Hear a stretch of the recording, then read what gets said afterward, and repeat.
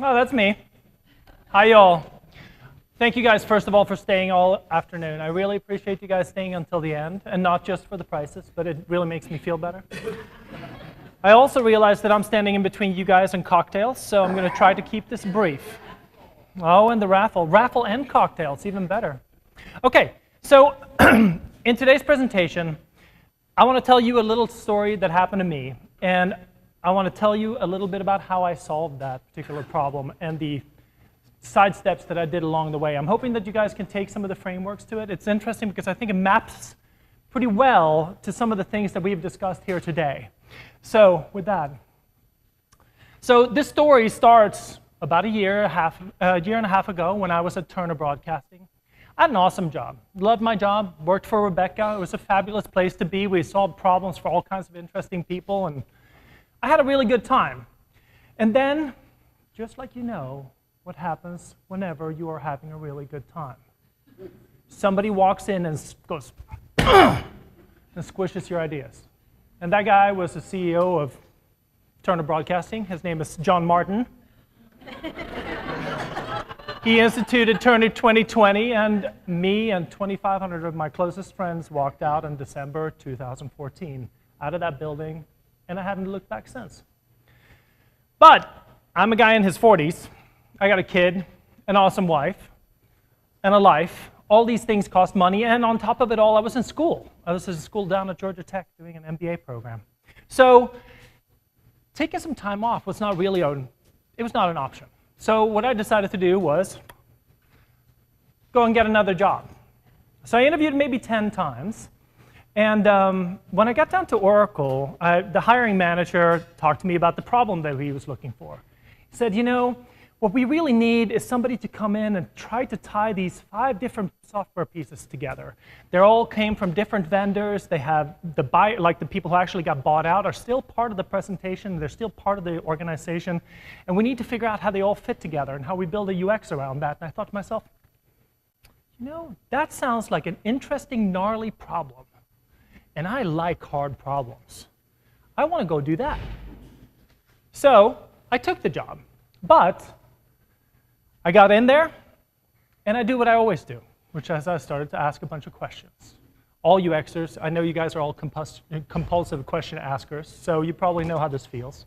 I asked questions about what's the strategy, and how are we working? How does the software run? What are the metrics that we're working on? How do we measure success? Who came from where? All of these things. And I put it all together in presentations and slide decks, and nothing happened. Absolutely nothing. And so, my question is, WTF? What did I do? I know I did the right thing. I know I had the right questions. I knew I had a gut feeling of what the right answers were going to be. Some sort of a direction, at least, right? You know how you sniff out that you have the answer and you're like, it's that way, right? I had all these pieces, but still, I got nothing. And so I'm sitting there and I'm stewing for a little bit, right? It's about February and I'm getting a little like, come on, let's go. But I realized that it was not about that organization. It's about me. What did I do wrong? I forgot, and this is the first time I've done a talk about something that I've screwed up, so this is an interesting opportunity. But I forgot to talk about the empathy of the user. Who's the user of the reports and the information and all the data that you collect? When you are inside of a company and you're not a consultant, it's all your coworkers. And I don't think they really appreciated me talking about how things were broken. So, which gets us to today's presentation. What I did for myself is try to put together a framework for how do I evaluate new job opportunities, and how do I evaluate what kind of questions and how do I need to communicate with the people that are in those companies. And that's what I want to share here with you today.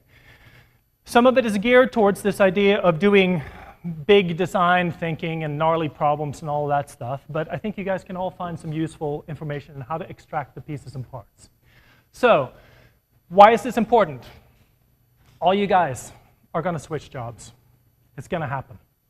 You guys all know this. We're coming into an economy where people are not only staying at jobs shorter of time, they're also becoming permalancers.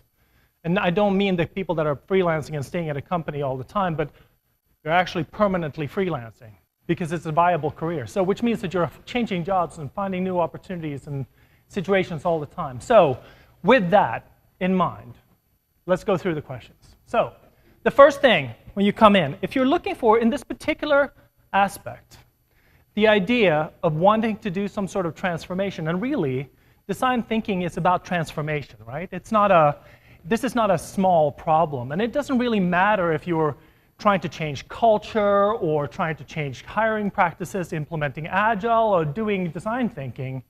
It's a big, big, big, gnarly problem. And what do you need? You need executive buy-in. Because nothing, and I mean nothing, happens if you don't have it. And so I want to make sure that I point this out to you, because when you walk into these situations, you got to identify who those people are. If you don't have them, if they're not there, if you can't get the support that you need to do the things that you need to do, this effort is dead on arrival. So that's step one. Let's go with the second one. So I want to share with you the change model presented by John Cotter, and I apologize because going to B school basically leads you to put everything together in like one slide ideas, right? We're going to see a quadrant here in a second, and so I apologize up front. But you have to define and understand where the organization that you are in is in the process of implementing that design. Because if you walk in cold, and that's where I was at Oracle, we were here. They didn't think they had a problem, right? And coming in and talking about the problem is not necessarily a good approach. So my point in sharing this with you, and I tweeted out all of these links for you for later so that you can kind of go and get the reading done on your own, is John Cotter put together a framework for how to talk about organizational change. This thing has been validated again and again, and his whole point is this: change management takes years, not months. And you can't skip any of the steps. If you do, you increase your chances of the project failing by approximately 90% per step. So using the research when approaching these type of problems is clearly a good way to go. So with that being said, that's your key point, right? i.e., before the problem is even present inside of the organization, you need to create a sense of urgency. If the sense of urgency is already there, is there a coalition of support? Do these people exist? Who can you link up with? Like, who are those people that are there that can actually help you work on this problem? And up against, right? Like, what's the vision? Where do you want to get to? All of those things are part of solving that problem. So I'm going to let you guys read along on this on your own, but let's go to the next slide. So the third thing that I would like for you guys to think about when you're approaching these organizations, whatever projects it is that you're saying, so yeah, again, here's the quadrant, right? Is what kind of corporation are you in? And the question is there because it relates to what matters to the management. And we're not talking about the people who work there, but the management of that particular organization.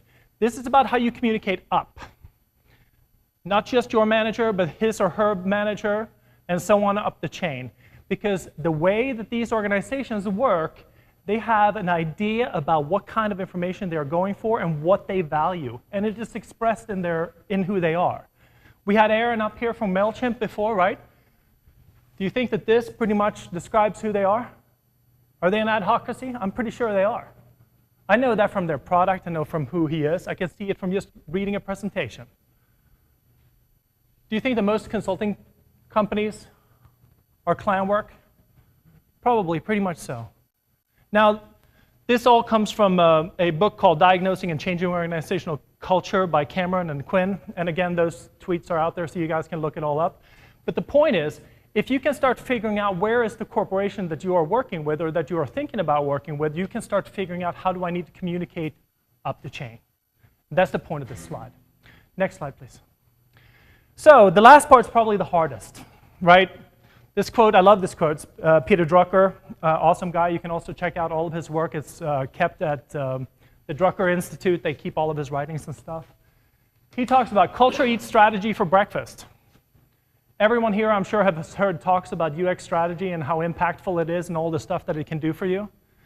But the fact is, that strategy is going to have a hard time surviving a culture that is not receptive to it. So the question then is, what kind of culture exists at the company that you're at? Where does it come from?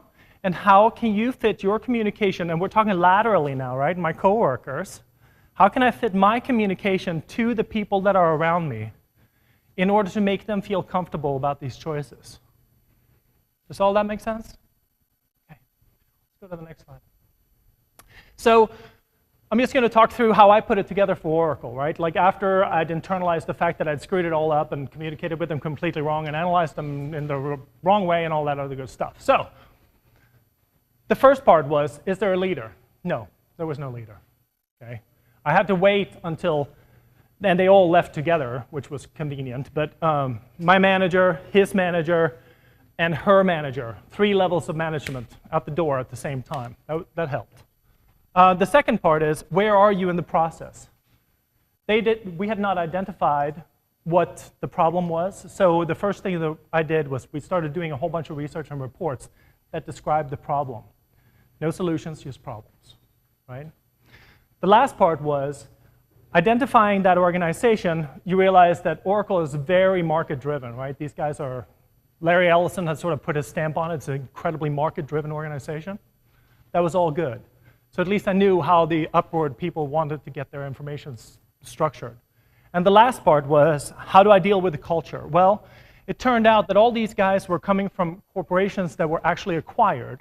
So the end result was, because they're acquired, they have a sense of entitlement that's associated with the product that they sold, right? Not only were they successful, they were quantifiably successful, right? People paid money for this product. So they thought that the product was really good. Whether it was or not, it's not important. But this identifies for you that you can't go up and tell them, okay, that's broken, that's broken, that's broken, that's broken. Because they're not going to be receptive to that message. Doesn't matter if it's true or not. The question is, how do you reframe that in such a way that they can internalize it and make the choices for how to change all of it? So that's the structure. That's how I now try to evaluate these propositions and bring it up to a little higher level. I hope that you guys found it workable. And thank you.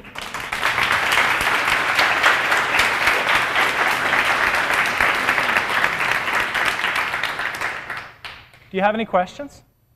Go ahead. You said you have to reframe the question or the statement instead of this is broken into something else. How exactly did you reframe that? Well, so in that case, I used the research approach. Like we have talked a lot about research today, right? Aaron talked about how he structured the data to make it sure that it's available to everyone. She talked about how you make sure that it's available and structured in a way that it's consumable. I put together a whole bunch of reports in order to make sure that I serve up a reason for them to address the problem that's not associated with me and not associated with them, right? So go directly to the customers, record what it is that they're saying. Right? Then it's not about me or you or my wife likes blue and yours likes green. Right? We're in a conversation about facts, not about opinions. Next. So you avoided providing possible solutions. Avoided providing the possible solutions because of how the culture was set up. They needed to provide the solutions themselves and shoot it down between each other. I had to basically trust that their competitive nature was going to take care of how to fit the solution together. Now, this is not done by any stretch of the imagination, so it's an approach. But yeah, does that make sense? Okay, go ahead.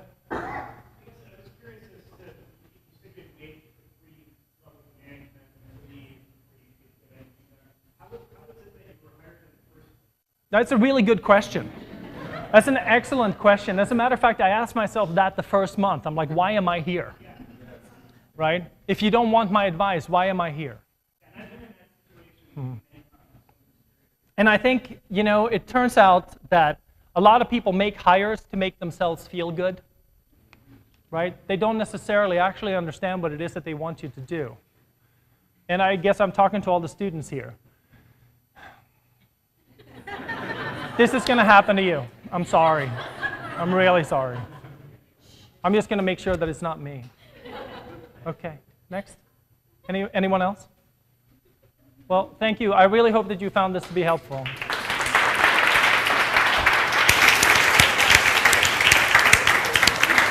All righty. So, thank you, Clemens and Diane and Jasmine. Thank all of you for the short talks. That was kind of our free-flowing part of the day where we, just kind of hit some topics. And what we would love is if you guys have other topics for when we do this again or in some of the other organizations, can you put them up on the wall over there too? If there's really things you want to hear about that you did not hear about today. I know there's some stuff that was on the raffle entry, but also if there's anything, this organization's only as strong as the feedback we get in serving the people that are here. So please give us that. So now if everybody will turn around and wave to that camera, we're saying bye to the stream. Bye-bye, stream. Bye, stream.